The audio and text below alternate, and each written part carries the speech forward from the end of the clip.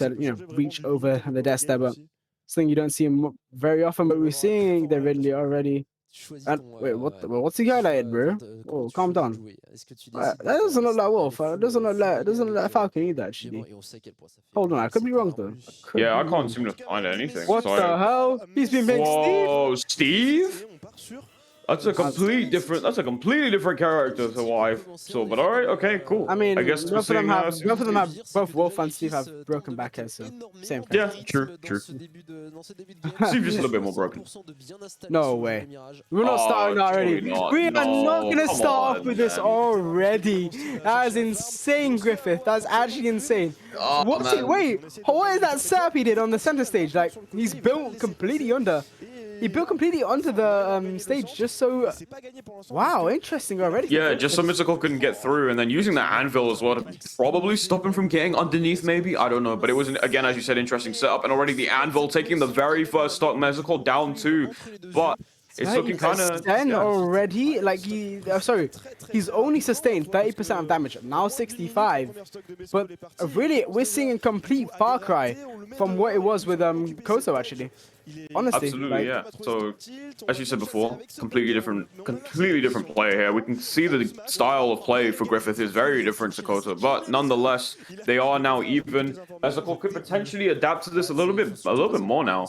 Yeah, definitely. He's managed to make it back. He's taking the advantage even now. Yep. Very nice from Mezcaul actually, but holy crap. I just really, honestly, Griffith is just completely different from Koto.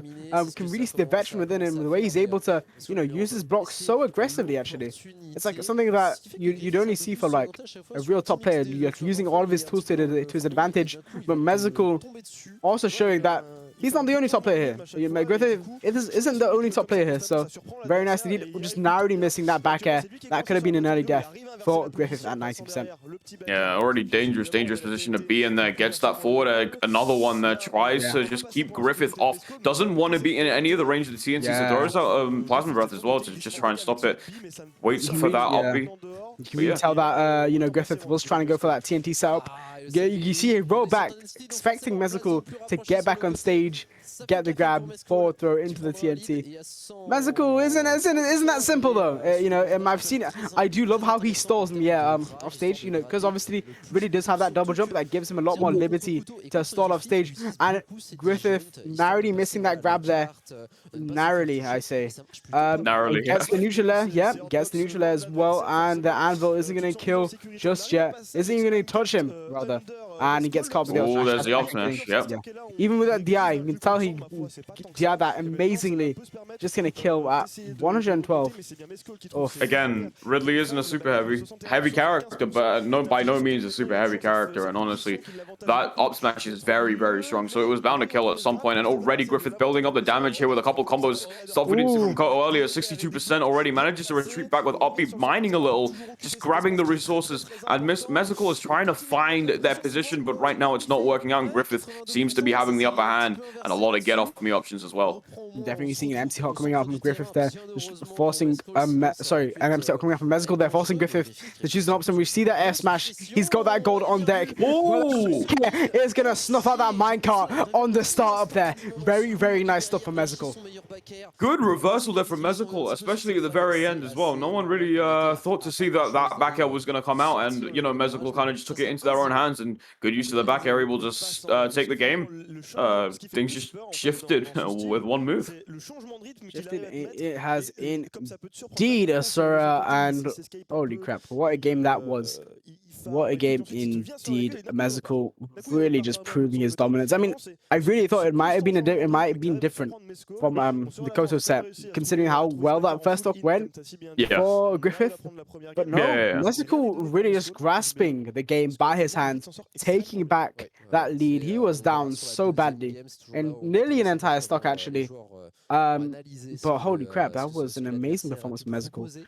So he can repeat that in game 2 whenever that starts. So I mean, to be fair, he again went from Steve to playing into Steve again. So So, you know, you must have that matchup like sort of on lock. But again, it doesn't matter too much about that match. Wait, my mental would be gone. My Yes. mental would be gone. Yes. Mezcaul has the mentality of a true veteran, a true professional even. Oh my god. But 60% onto Griffith already. The minecart, not gonna be a strong hit, but it is gonna hit him a fair degree. Yeah. Trying to catch out the jump there, Griffith with that minecart. Griffith with the minecart, retreating back, trying to use that OP to try and get some space there, but Mezcaul was there waiting, using the plasma breath. Good back air, nice stuff. Baiting out the jump and getting it and reacting to it, taking the first stock. Mezcaul playing very, very smart here.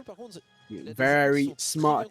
He is indeed, and we see the air dodge coming out from Griffith, and an anvil too. Ooh. We're just seeing that percent rise ever more higher for Griffith, as you know, Mezcaul hangs on to his first stock here, barely sustaining much damage. A few hits here and there, nothing too brutal, but that back air is gonna look quite brutal as he gets off stage. But no, Mezcaul is gonna manage to make it back. Very nice. Yeah, very nice play there from Mezcaul, just making it back to stage, using these disjoints to go ahead and just, you know, space stuff out really nicely. Just go for those forward tips and those back airs as well. Mezcaul, that might be a bit dangerous if you just miss that dash attack there, but he seems to be working out for him in this favor. Definitely is, and he's trying to get that back air, and he does. 3-1. Griffith, bro, Mezcaul has got a full download on this matchup, bro. Holy crap, man. Getting that forward air again, another forward air, 45%, building it up now. Mezcaul already doing a really good job of holding on to that 3-stock lead at 130%. We saw earlier Griffith was able to build that up with some damage in using those combos, but right now it seems like the consistency is kind of just falling out as Mezcaul is playing this very passive at the moment. And as you should, you don't want to get hit at this percentage as well. And there's the minecart though. The DI did not save him. DI did not save him at all, but you know what? At the end of the day, Mezcaul is still at the start of his second stock, while Griffith is nearing like the second half of his second.